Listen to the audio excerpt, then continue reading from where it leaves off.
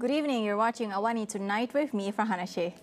The body of a woman stuffed into a freezer has been discovered by police in a house on Old Klang Road, Kuala Lumpur.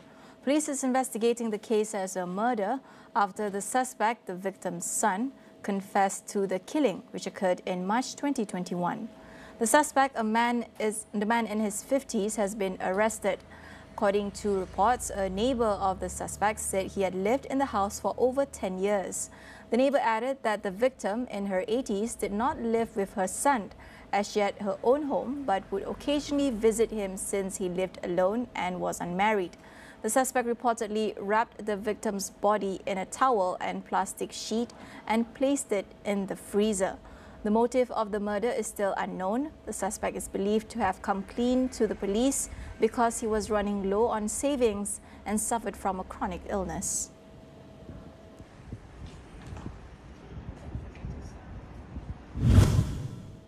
Vehicle ownership alone cannot be used as a tool for targeting RON 95 subsidy adjustments, as this method risks excluding many low-income households.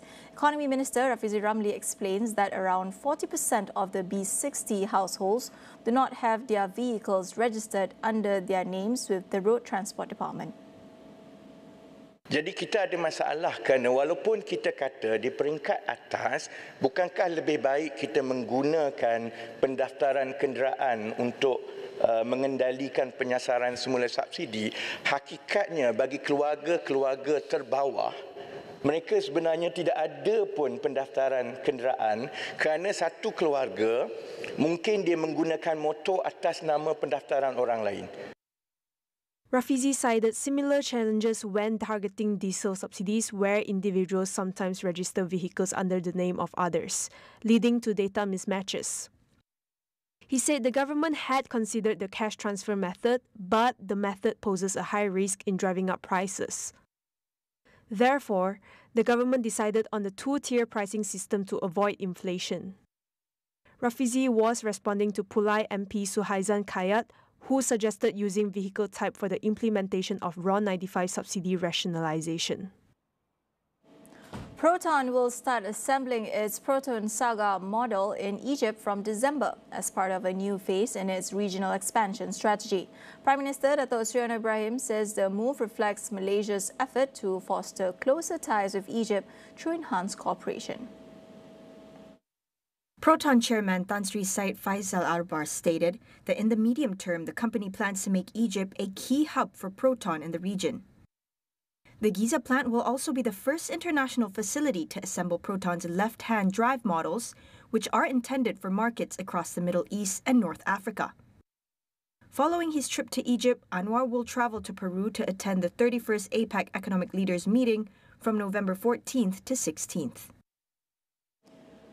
Prime Minister Dato' Sri Anwar Ibrahim says that no protection will be granted to anyone involved in corruption, including whistleblowers. He urges the public to allow the Malaysian Anti-Corruption Commission, MACC, time to thoroughly investigate allegations involving 8 State Assembly members who are reported to have sought money for project approvals.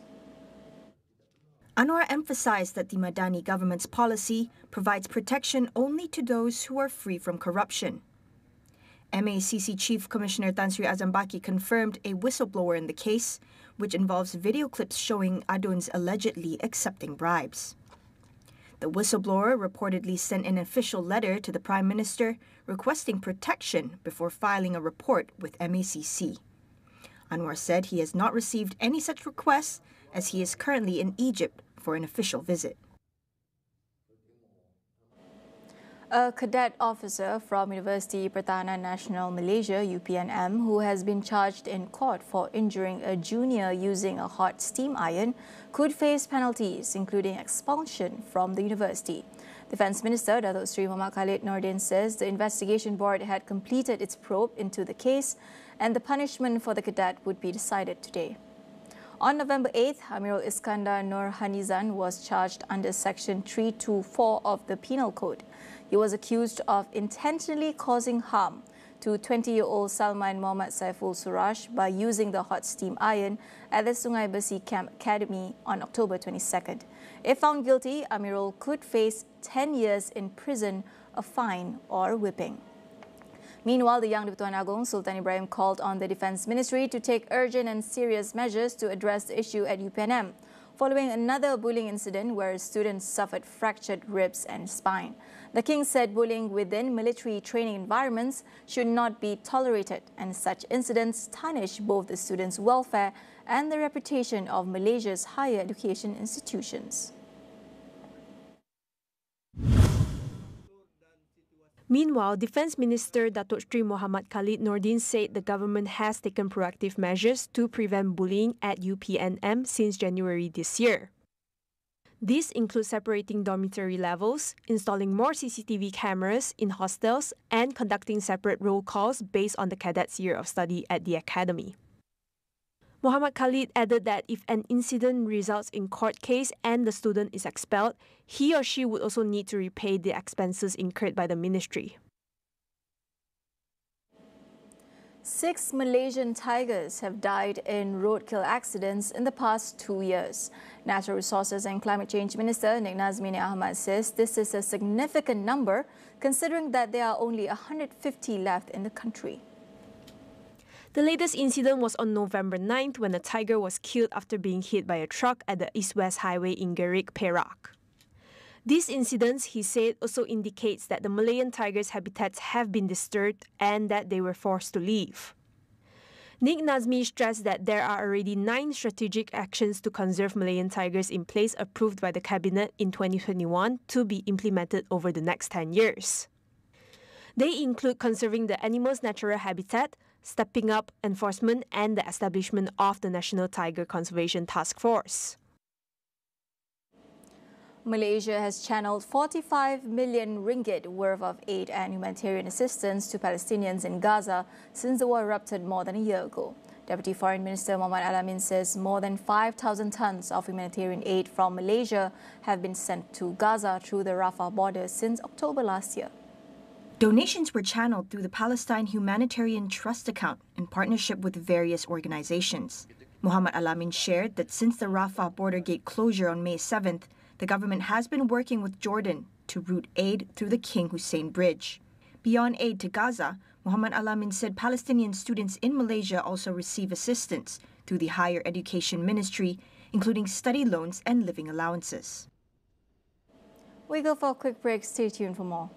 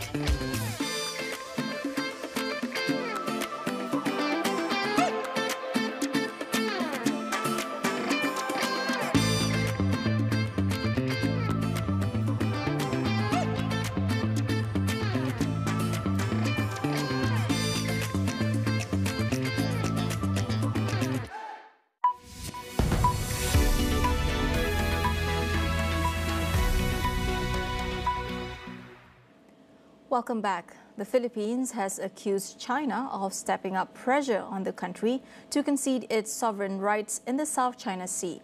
Manila's Defense Secretary Gilberto Teodoro called the Philippines a victim of Chinese aggression during a meeting with his Australian counterpart in Canberra today. What we see is an increasing demand by Beijing for us to concede our sovereign rights in the area because of our need to explore and exploit the resources in these areas for the benefit of our own people. And that is clear. During the meeting, Teodoro vowed to strengthen strategic ties with Australia to counter China's aggression. This marks the 5th bilateral meeting since August 2023, highlighting the growing security ties between the two countries. On Friday, the Philippines enacted 2 new laws to bolster its maritime claims, setting designated sea lanes and air routes to reinforce its sovereignty. The new legislation was met with immediate pushback from Beijing, which claims the entire South China Sea. New Zealand Prime Minister Christopher Luxon has issued a formal apology to victims of abuse in care homes following an inquiry into one of the country's largest abuse scandals. The apology, delivered in Parliament, follows a report revealing that 200,000 children and adults suffered abuse in state and church care over the period of 7 decades. It was horrific. It was heartbreaking. It was wrong. And it should never have happened. For many of you, it changed the course of your life, and for that, the government must take responsibility. The inquiry, which took 6 years to complete, found a wide range of abuses, including rape, sterilization, and forced labor. Many of them included people from the Maori and Pacific communities and those with mental or physical disabilities. Luxon's government is implementing 28 of the inquiry's 138 recommendations, which include overhauling the care system and establishing a new financial redress mechanism for survivors. U.S. President-elect Donald Trump is expected to appoint U.S. Senator Marco Rubio as his Secretary of State. He also picked former Army Special Forces veteran and leading critic of China, Michael Watts, for the key role of National Security Advisor post in the White House. Rubio, known for his hawkish stance, has long advocated for a strong foreign policy approach toward America's geopolitical adversaries, including China, Iran, and Cuba.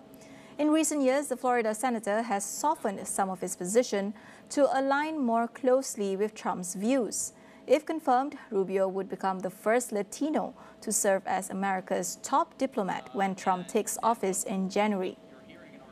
Meanwhile, a longtime Trump supporter, Watts, was re-elected to Congress last week, but will need to vacate his seat to serve in the White House. Watts is set to take on a crucial role as a White House advisor on national security and foreign policy matters, a position that does not require Senate confirmation. Chosen out of Guantanamo. Donald Trump swept all 7 battleground states in the U.S. presidential election over the weekend, securing 312 electoral votes to Kamala Harris' 226. Voters in states such as Louisiana delivered him a resounding victory. Fake One brings us the latest from New Orleans.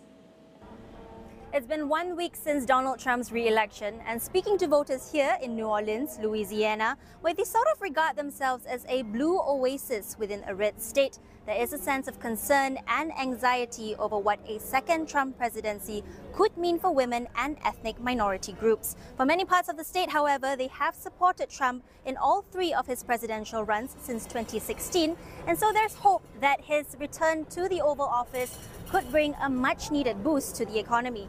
Despite their differences, both sides do share a common sentiment, and that's anticipation for major policy changes as they figure out how to navigate the next 4 years. Shortly after polls closed on Tuesday night, the Associated Press declared Trump the winner in Louisiana with 73% of the state's early votes. Despite only 34.5% of the state's more than 3 million voters being registered Republicans, compared to 37.5% Democrats, the president-elect enjoyed a decisive advantage. The election also marks the first time Trump has won Louisiana with a Republican governor. After Congress certifies the Electoral College vote on January 6, Trump and incoming Vice President J.D. Vance would take office on January 20th. That's a wrap for AWANI tonight. Do check out our revamped English web portal, delivering in-depth news and analysis to keep you informed on the critical events shaping our world, all in one place at international.astroawani.com. That's all for now. I'm Farhana Sheikh. Thank you for watching and good night.